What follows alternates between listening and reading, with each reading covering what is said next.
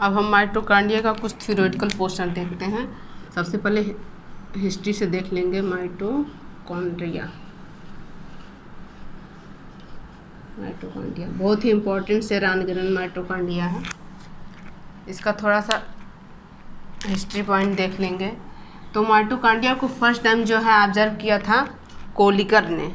ठीक, माइटोकॉन्ड्रिया को first time observe किया किसने? पॉइंट में नोट करेंगे, माइटोकॉन्ड्रिया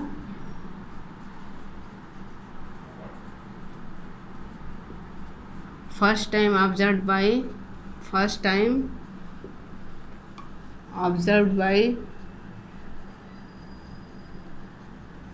कौन किया था? Kolliker. Mitochondria first time observed bye Kolliker.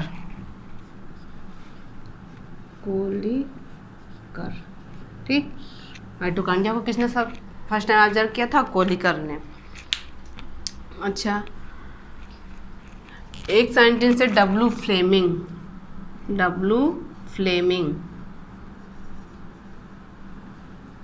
उन्होंने माइटोकॉन्ड्रिया के लिए टर्म दिया था फाइला। टर्म क्या होता है? कोई भी साइंटिफिक वर्ड जो है उसको टर्म कह देते हैं। तो डब्ल्यू फ्लेमिंग ने माइटोकॉन्ड्रिया के लिए कौन सा टर्म दिया था? फाइला टर्म दिया था। ठीक, अगले एक साइंटिस्ट थे जिनका नाम था आर अल्टमान। इन्होंने माइटोकॉन्ड्रिया को क्या कहा था? बायोप्लास्ट। क्या कहा था माइटोकॉन्ड्रिया को? आर अल्टमान ने बायोप्लास्ट कहा था। बायोप्लास्ट। ठीक, तो माइटोकॉन्ड्रिया को फर्स्ट टाइम ऑब्जर्व किया था कोलिकर ने। फ्लेमिंग ने टर्म फाइला दिया था और आर अल्टमान ने टर्म दिया था बायोप्लास्ट।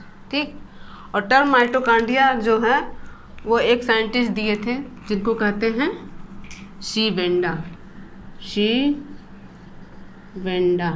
ने कौन सा टर्म दिया था? माइटोकॉन्ड्रिया नाम दिया था इसको, माइटोकॉन्ड्रिया। ठीक, तो माइटोकॉन्ड्रिया को फर्स्ट टाइम ऑब्जर्व किया था कोलिकर ने। डब्ल्यू फ्लेमिंग जो है माइटोकॉन्ड्रिया के लिए टर्म दिए थे फाइला, आर अल्टमान दिए थे बायोप्लास्ट, और सी वेंडा ने, जो हम टर्म आजकल यूज करते हैं माइटोकॉन्ड्रिया, उसको सी वेंडा ने दिया था। ठीक, अब आगे देखते हैं। आगे है माइटोकॉन्ड्रिया को का कुछ और भी नेम है, अदर नेम ऑफ माइटोकॉन्ड्रिया। जैसे माइटोकॉन्ड्रिया को कहते हैं अदर नेम ऑफ, कभी कभी क्वेश्चन में पूछ देता है अदर नेम ऑफ माइटोकॉन्ड्रिया।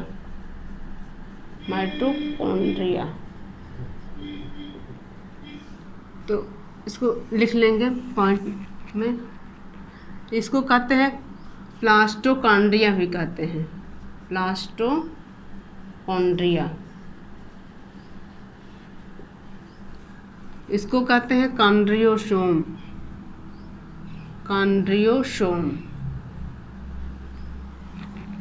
कभी कभी क्वेश्चन में पूछ लेता है अदर नेम ऑफ माइटोकॉन्ड्रिया करके। अच्छा, तीसरे उसको कहते हैं power house of cell.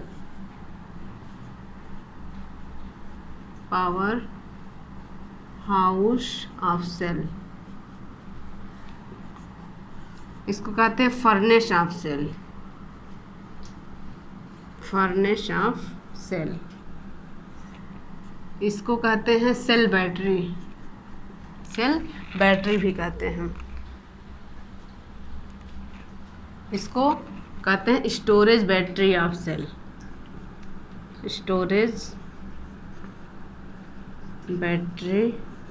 Cell. ठीक, स्टोरेज बैटरी पहला नाम हो गया plastochondria, chondriosome, power house of cell, cell furnace, storage battery of cell. एक छठा इसको कहते हैं, छठा नेम है जिसको कहते हैं एनर्जी ट्रांसफार्मर भी कहते हैं।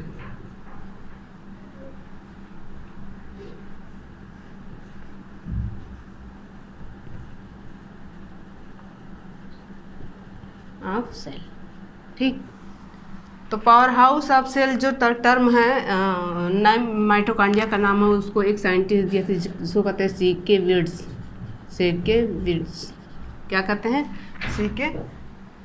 सीके विर्ट्ज, विट सी के विट्ज, ठीक, सी के विट्ज ने टर्म दिया था power house of cell.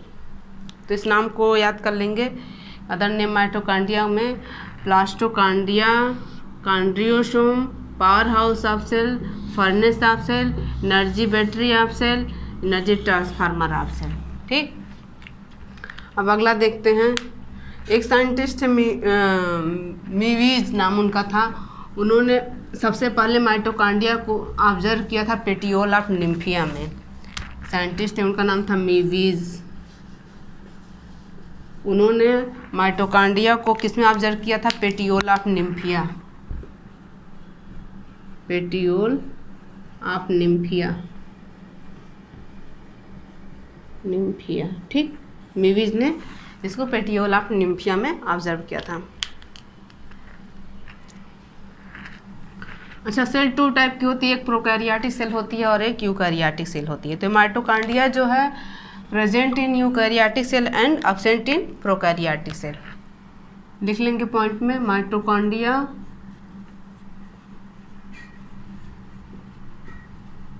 Present in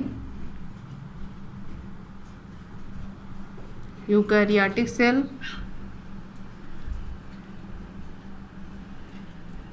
and absent in prokaryotic cell।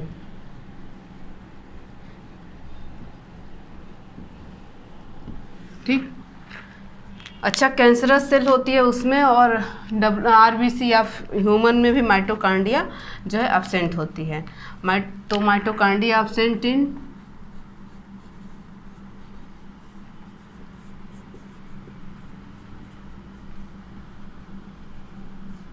In cancerous cell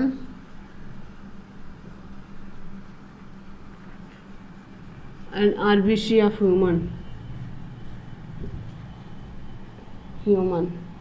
ठीक, ये दो जगह एब्सेंट होती है, यानी प्रोकैरियोट, कैंसरस सेल और आरबीसी ऑफ ह्यूमन में माइटोकॉन्ड्रिया जो है एब्सेंट होती है।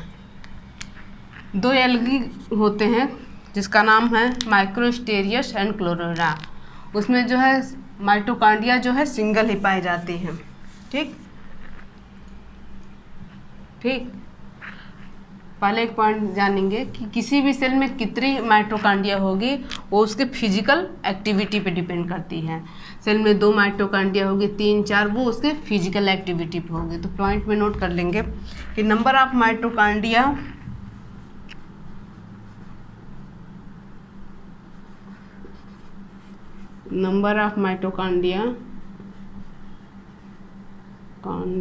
in a cell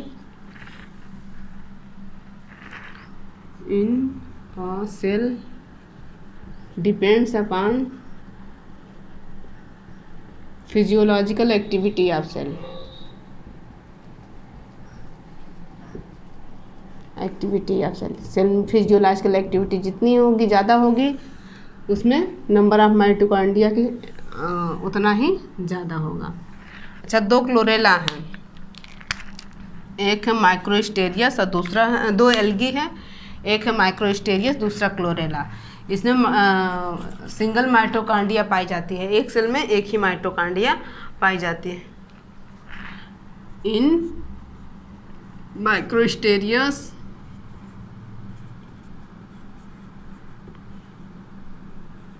and chlorella फ्यूसिका।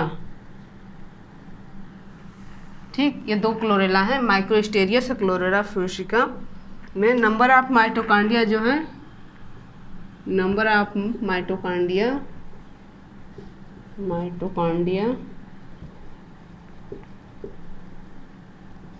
Single पर सेल। ठीक, तो माइक्रोस्टेरियस और क्लोरेला फ्यूसिका में जो है माइटोकॉन्ड्रिया एक सेल में एक ही पाई जाती है। ठीक, अब क्वेश्चन आता है कि सबसे ज़्यादा माइटोकॉन्ड्रिया कहाँ पाई जाती है। तो पहले हम लोग पॉइंट में पढ़ चुके कि number of mitochondria in cell depend upon physical activity of cell. तो जो फ्लाइट मसल होती है बर्ड की, उसमें फिजिकल एक्टिविटी ज़्यादा होती है, इसलिए माइटोकॉन्ड्रिया जो है सबसे अधिक पाई जाती है फ्लाइट मसल ऑफ बर्ड में। ठीक, तो लार्जेस्ट पॉइंट में लिख देंगे लार्जेस्ट नंबर ऑफ माइटोकॉन्ड्रिया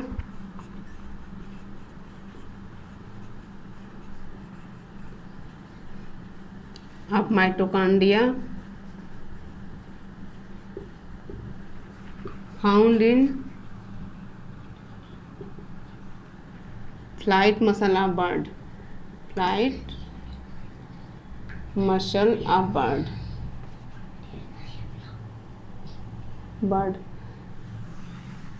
लगभग ये होती है 5 लाख पर सेल।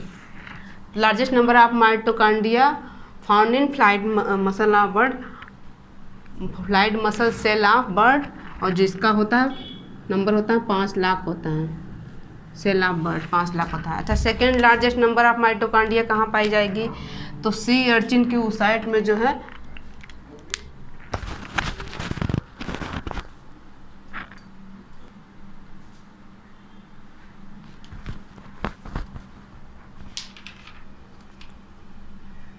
अच्छा, second largest number of mitochondria कहाँ पाई जाती है? तो second largest number of mitochondria sea urchin के oocytes में। Second largest number of mitochondria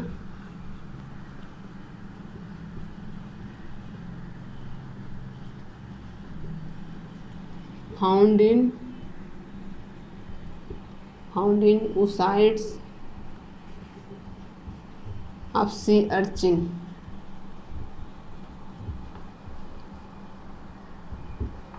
sea urchin. Second largest number of mitochondria सबसे ज़्यादा कहाँ पाई थी? सी अर्चिन में। अच्छा, अब third largest number of mitochondria कहाँ पाई जाएगी? तो वो जो है ह्यूमन स्पर्मेटिड है। तो third largest number of mitochondria found in human spermatid, third largest number of mitochondria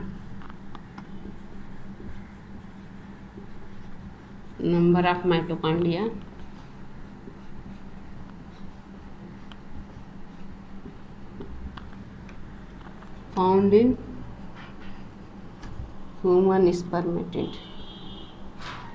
human spermatid, ये लगभग 16,000 पर सेल पाई जाती है। ठीक, third largest number of mitochondria found in human spermatid.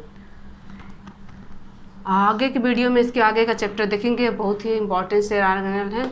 अभी पूरा इसका स्ट्रक्चर वगैरह बाकी है, तो आगे के लेक्चर में इसको हम देखेंगे।